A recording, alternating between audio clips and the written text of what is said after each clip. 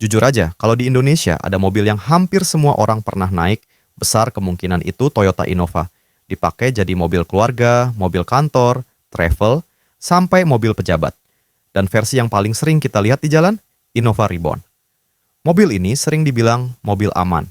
Nggak banyak gimmick, nggak ribet, tapi selalu kepake. Dan justru karena itu, Reborn jadi standar kenyamanan buat banyak orang Indonesia. Di video ini, kita bahas Innova Reborn apa adanya. Sejarah singkat, desain, mesin bensin dan diesel, tipe-tipe yang dijual, dan kenapa sampai sekarang harganya masih kuat. Toyota Innova Reborn pertama kali diperkenalkan di Indonesia pada tahun 2015. Dan sejak awal kemunculannya, mobil ini langsung dikasih satu pesan yang jelas oleh Toyota. Ini bukan sekadar Innova baru, tapi Innova yang lahir ulang. Karena Innova Reborn adalah generasi kedua Innova, penerus langsung dari Innova Capsule yang sudah lebih dulu jadi legenda. Mobil yang dulu identik dengan keluarga besar, mobil dinas, sampai mobil travel antar kota. Reputasinya sudah kebangun kuat, dan tantangannya besar. Makanya Toyota nggak main setengah-setengah. Nama Reborn dipakai karena Toyota benar-benar merombak Innova dari nol, bukan facelift, bukan tambal sulam. Platformnya diganti ke EMV generasi baru, yang bikin bodi lebih rigid, lebih stabil, dan rasa berkendaranya jauh lebih matang. Desain eksteriornya juga berubah total.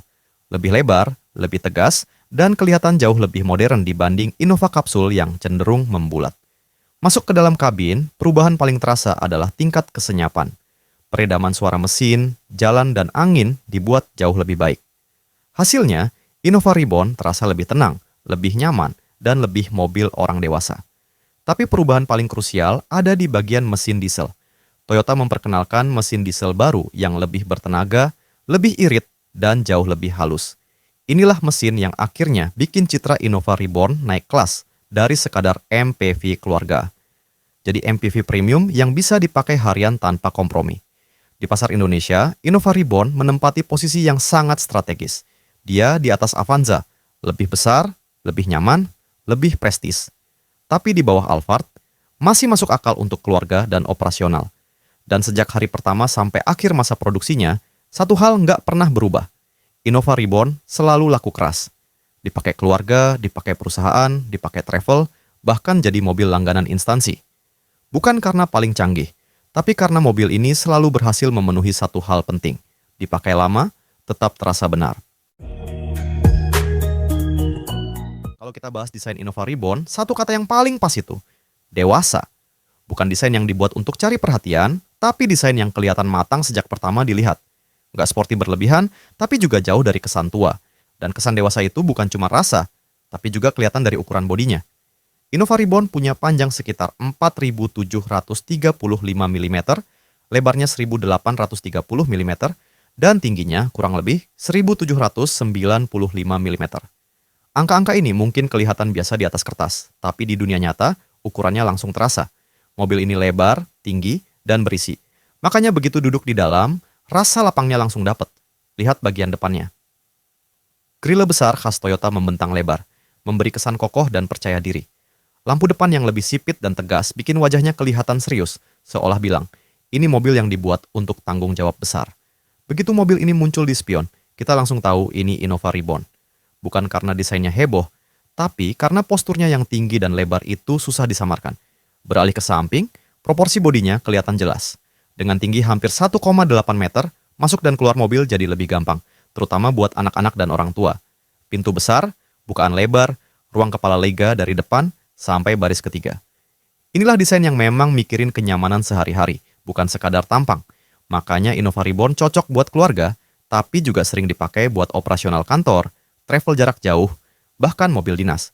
Bodinya cukup besar buat membawa banyak orang, tapi tetap proporsional buat dipakai harian. Bagian belakangnya pun konsisten. Desainnya simple, fungsional, dan jujur. Lampu belakang besar, mudah terlihat, dan pintu bagasi tinggi yang memudahkan keluar masuk barang. Sekali lagi, Innova Reborn ini bukan mobil yang bikin orang nengok 2 kali di parkiran, tapi mobil yang bikin penggunanya percaya diri waktu turun. Karena ukuran yang pas, desain yang rapi, dan postur yang berwibawa, Innova Reborn selalu terlihat pantas, dimanapun dia berhenti.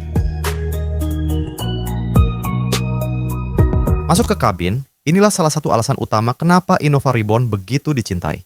Posisi duduknya tinggi, pandangan ke depan dan ke samping terasa luas, dan ini bikin pengemudi nggak cepat capek, bahkan saat perjalanan jauh. Dashboardnya dibuat rapi dan fungsional. Tombol-tombolnya besar, mudah dijangkau, dan logikanya sederhana. Siapapun bisa langsung paham, dari pengemudi harian sampai orang tua. Material interiornya memang bukan yang mewah atau mengkilap, tapi terasa solid dan awet. Innova Reborn jelas dirancang untuk dipakai bertahun-tahun, bukan sekadar terlihat bagus di awal kepemilikan. Masuk ke kursi baris kedua, ruang yang ditawarkan terasa lega. Ruang kaki luas, duduk santai, dan pada varian Captain Seat, kenyamanannya naik satu tingkat. Inilah konfigurasi favorit banyak keluarga. Baris ketiganya pun masih manusiawi. Orang dewasa masih bisa duduk dengan layak, bukan sekadar kursi tambahan yang dipakai terpaksa. Dan soal bantingan suspensi, Innova Reborn dikenal empuk tapi tetap stabil. Nggak limbung saat kecepatan tinggi, tapi juga nggak keras saat melewati jalan jelek. Inilah alasan kenapa, sampai sekarang, Innova Reborn sering dijadikan tolok ukur kenyamanan di kelas MPV menengah. Nah, kalau yang ini, kita bahas versi dieselnya saja, karena inilah bintangnya Innova Reborn. Versi diesel menggunakan mesin 2GD 2,4 liter, dan karakter mesinnya langsung terasa beda sejak pedal gas diinjak. Torsinya besar, tarikan bawahnya kuat, dan mobil tetap terasa ringan meskipun diisi penuh penumpang dan barang. Inilah mesin yang bikin Innova Reborn terkenal sebagai MPV yang kuat, irit, dan awet. Dipakai harian enak, dipakai jarak jauh makin terasa nikmat, dan di tanjakan atau saat menyalip, mobil tetap tenang tanpa perlu dipaksa. Soal konsumsi BBM, mesin diesel ini memang jadi favorit. Dalam kota sekitar 11-13 km per liter, luar kota bisa tembus 15-17 km per liter. Angka ini tergolong sangat baik untuk mobil sebesar Innova Reborn. Dan karena kombinasi tenaga, efisiensi, serta reputasi keawetannya itulah, versi diesel, Innova Reborn sampai sekarang punya nilai jual bekas yang gila-gilaan, bahkan sering lebih dicari daripada versi bensinnya sendiri. Innova Reborn masih setia menggunakan penggerak roda belakang, atau RWD. Dan keputusan ini bukan tanpa alasan. Dengan RWD, distribusi tenaga terasa lebih seimbang, mobil lebih kuat saat menanjak, lebih tahan saat membawa beban penuh, dan tetap stabil di berbagai kondisi jalan. Karakter seperti ini sangat cocok dengan kebutuhan jalanan Indonesia, mulai dari tanjakan, jalan bergelombang, sampai pemakaian jarak jauh dengan muatan penuh. Untuk transmisinya, Toyota menyediakan dua pilihan, manual dan otomatis. Transmisi manualnya sederhana dan kuat, sedangkan versi otomatisnya menggunakan matic konvensional, bukan CVT. Artinya, perpindahan gigi terasa natural dan minim rasa selip. Dan ini poin penting yang sering jadi pertimbangan. Matic Innova Reborn terkenal bandel dan halus, selama perawatan rutin dilakukan dengan benar. Inilah kombinasi yang bikin Innova Reborn terasa siap dipakai kapan saja, baik untuk kebutuhan keluarga, perjalanan jauh, maupun penggunaan intens tanpa banyak kompromi. Biar adil, kita bahas minusnya. Yang paling terasa, harga bekas Innova Reborn masih tinggi, terutama varian diesel. Permintaan yang terus ada bikin harganya susah turun, jadi buat sebagian orang, ini bisa jadi ganjalan di awal sebelum beli.